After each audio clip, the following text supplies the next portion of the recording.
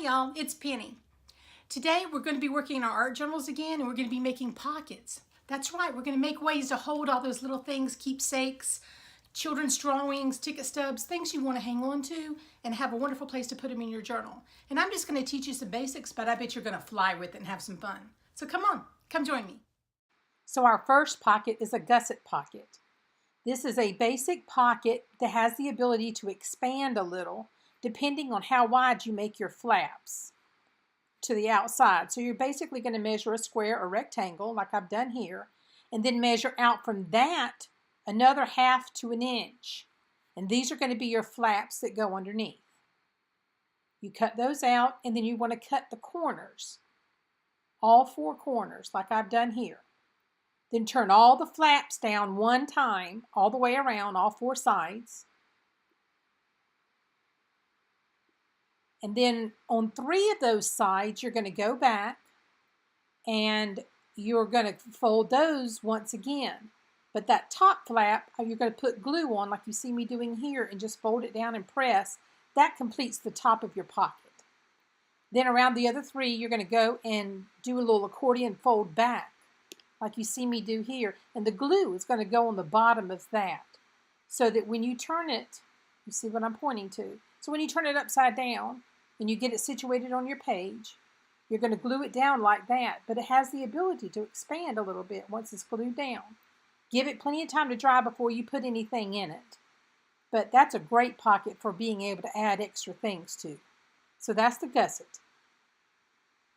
The next pocket is just a very simple library type pocket. And if you're young, you might not know what a library pocket is because it's all digital and computerized. But we used to have cards that you had to write your name on and put in a little pocket inside of a book. And so that's what this one is taken off of. So what I'm using is some really nice magazine that they have locally here.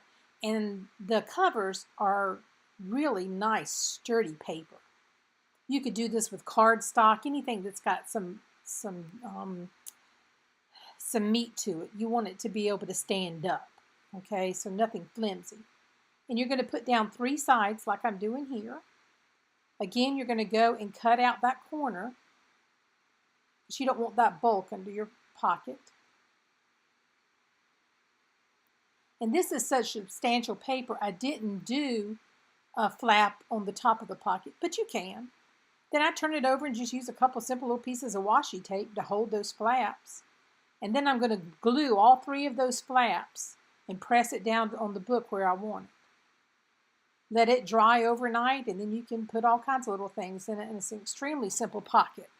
These are good to do even ahead of time so they're ready to go in your journal. And the last one is my favorite and easiest is the quick fold over pocket. So I've got my little butterfly journal that I can expand, take pages out of, move pages around, reuse.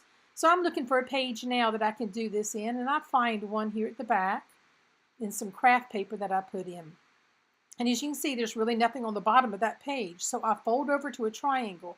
Don't fold it all the way to the spine though, because you want to be able to have your tape adhere right there at the spine, as you'll see me do. Now first I'm going to put a little tape across just the top of that pocket, just to give it a little bit of reinforcement right there. But I'm not putting it over the page. It's not, that part doesn't stick to the page.